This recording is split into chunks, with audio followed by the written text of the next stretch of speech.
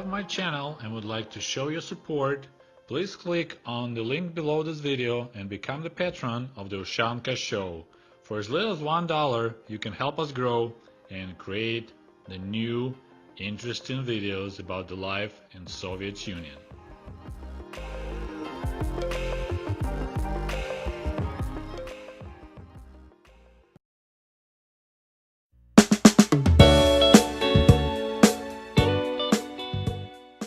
Hello comrades, and welcome back to the Ushanka Show.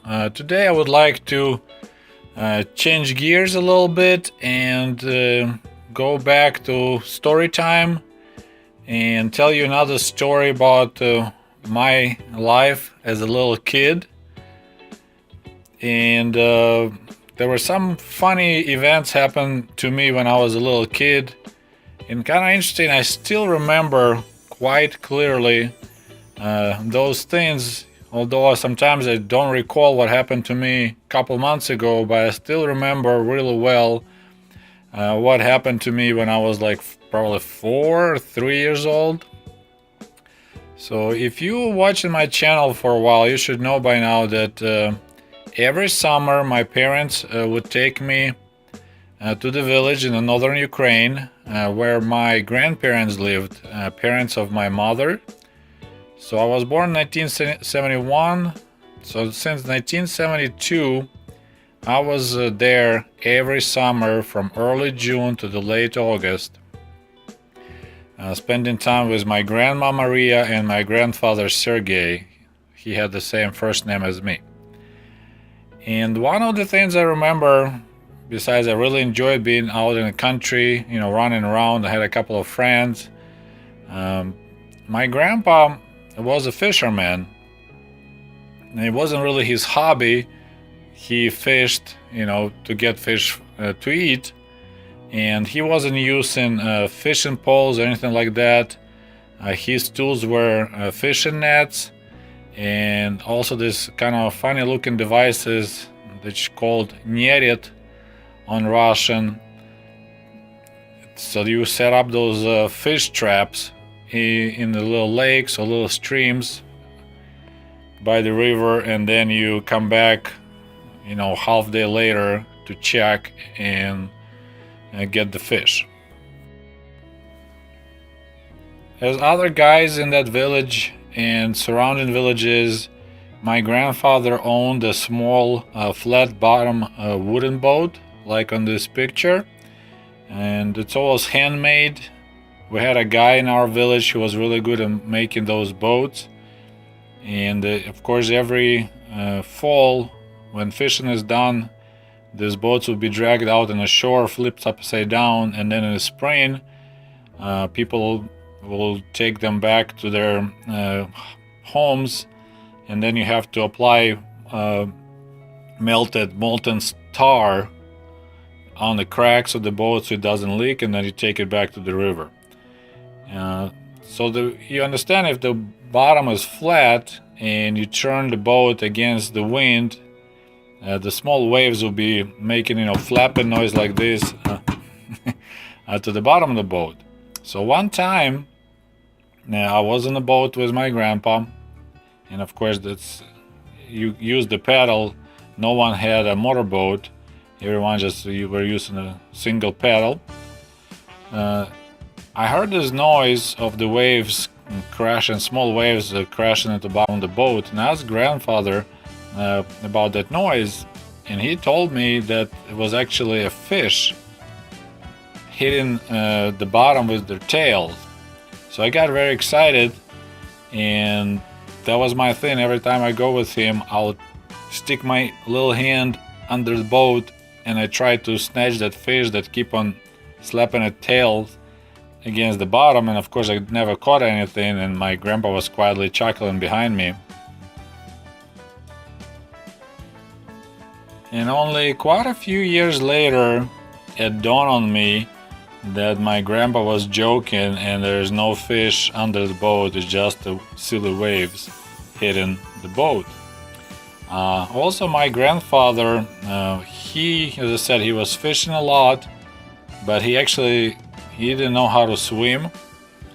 So in order to be safe with his little grandkid, every time we go on the boat, he will tie a rope to my leg and then has the rope by himself. So in case I fall off the boat, he will just snatch the rope and pull me back into the boat. One of my, I think, earliest memories I ever have, and I was pretty young because what I did was pretty stupid. It was one sunny morning, and I woke up, had breakfast, and went outside to play. And I remember that was a nice sunny day. And when I was in the village, if the weather was nice, I was barefoot all day long. So most of the summer I'll be just running outside barefoot, and that was the day when it was a nice day, so I was barefoot.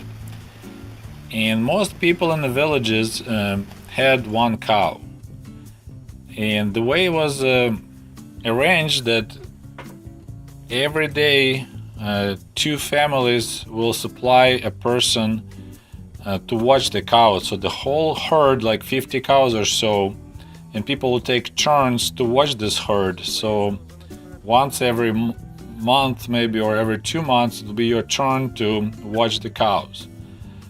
So like my grandmother will wake up, I would say about 5:30 in the morning.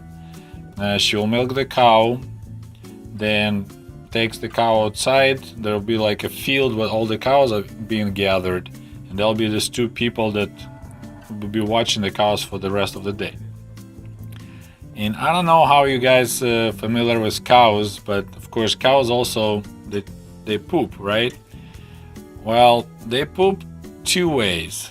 A cow can just poop while it's walking, so you just lift the tail and just start taking a dump. So the way the poop lands on the ground, it look like a little pancakes. I'm sorry about this description, but in order to understand the story, I have to tell you all that.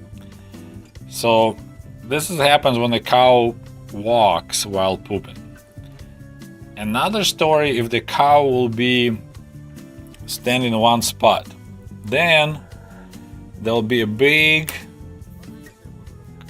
pile of cow manure, which will look like a big cake, right? So that morning I went outside and I said they gather cows around 5 a.m., 6 a.m., and I was up probably around 9 a.m. or 10 a.m., and it was a nice sunny day. So right in the outside our there's a fence in the door, so I open the door, walk outside on the street, and there was a dirt street. I see this beautiful, I don't know if I can use the word beautiful, it was a big cake of a cow manure. So there was a cow standing there and they pooped, so there was a big fat pile of cow poop. And sun was baking it already, so the top actually was a crust. And I got curious, I'm kind of touching with my foot gently the top of the crust, and I was like, wow, that thing feels hard. Probably I can just stand on it and nothing will happen. So silly me, being a little kid, being barefoot, I stepped on the top of that cow pile, and of course it broke off and my foot went inside and this liquid poop came out. So in horror I pulled my leg out and it's all nasty, covered with poop. So I turned around and I raced back home crying. So that kind of forever stayed in my memories, that horrible event, because I was so curious to explore how hard the cow pile can be, and I failed. And of course grandma then stopped me from running inside the house because I had poop all over my leg, and she helped me to wash it off. But that was one of the disturbing events that happened to me as a little kid, that I tried to step in a cow manure thinking it can hold me. And also there's another interesting story I already mentioned before in one of my videos, that is my grandpa was making moonshine like most people in the villages, And when I got older, I was helping him to chop wood and then help actually moonshining. But when I was younger, I actually tried moonshine when I was very young. And what happened, I had a really horrible toothache. And my grandparents didn't have any pain killers, any pills to help me out. So grandma gave me a small shot of moonshine to wash my mouth. So I used like a mouthwash, hoping that alcohol will kill whatever was bothering my tooth. So I was flushed my mouth with this moonshine, and of course I tasted, so it's really like bitter, burning my tongue.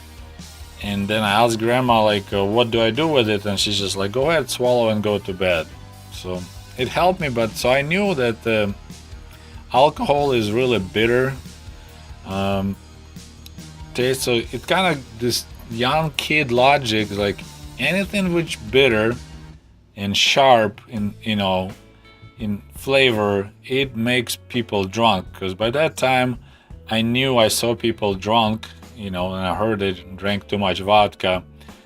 So this logic of everything bitter will make you drunk, I decided to feed chickens. Of course, my grandparents had maybe like 6 or 7 chickens. I decided I'll make grandparents' chickens drunk. So of course, what kind of bitter stuff you can find in the village? Well, if you go to the garden, you can harvest green onions. So that's what I did. I went to the garden and I ripped a bunch of onion tops, took it to the kitchen coop, and I started feeding chickens. And my expectation was that after chickens eat a bunch of onions, they'll start stagger around, fall, acting like a drunk person does. So chickens were really happy. They ate all the onions, and then I'm standing there waiting, all excited because it'll be such a funny thing to watch drunk chickens. But nothing happened. So I decided, well, maybe it's not enough. So I ran back to the garden, got more onion tops, came back. I fed the chickens again and waited for a long time, and nothing happened again. Chickens weren't acting drunk at all. And I was really disappointed because I was so excited, like, hey, it'd be so funny to watch chickens wander around and and bump into each other and tip over and fall. But unfortunately, nothing like that happened. So that my experiment of making chickens drunk failed miserably. And the last story was kind of I got my grandparents in trouble. My grandfather Sergei, he had a younger brother Vasily, and they both participated in World War II. I already told a story about my grandfather during the war. So they both survived, and brother of my grandfather, so it'll be like my grand uncle maybe, right? He didn't have really good marriage. I'm not sure, don't remember what was the problem, but my grandparents thought that she was really mean lady. So one time they were talking about my grand uncle Vasily, and what happened, I don't know how many years prior, he committed suicide. He just couldn't handle life anymore, so he went to his barn and hanged himself. So my grandmother and my grandpa were talking about it. Somehow the topic came up and just discussing and blaming his wife, ex-wife, for this problem, that she was mean to him and didn't feed him right and treat him badly. And I said, I was a little kid, so I was just quietly sitting listening. But I had really good memory. And of course, how the things happen. Next day or a couple days later, I was walking back home from my friends after I was done playing, and this lady was riding a horse buggy. People weren't allowed to have horses in the Soviet Union, They only could borrow it from the collective farm. So she needed to transport something, I'm not sure what. So she had a horse buggy and riding it home, and then she saw me walking home, and we lived pretty close, so she offered me a ride, and of course any kid would like to have a ride on a horse buggy. So I hopped next to her, and then I hit play in my head and I gave her hell. I told her how mean she was, and that's because of her my grand uncle Vasily hanged himself, and you lady are so mean and no one likes you. So I told her everything. Like, I'm apparently memorized all that conversation between my grandparents. So you can imagine that lady stormed into our house, and she was not happy. Yeah. She yelled at my grandparents, and that was really embarrassing. You know, there are some conversations you want to just keep in the family, and my grandparents look at me and they realize that they need to be really careful around me, because my grandfather said, like, wow, he's just a tape recorder. He remembered every single word we said, and he told everything we said to that lady. So that was that kind of embarrassing moment that I kind of set up my grandparents unwillingly. So there's the end of my story time. I hope you enjoyed the story, and we'll be making more videos. So thank you very much for your support and for your love to my channels. Don't forget to put likes and share this video with your friends. Goodbye.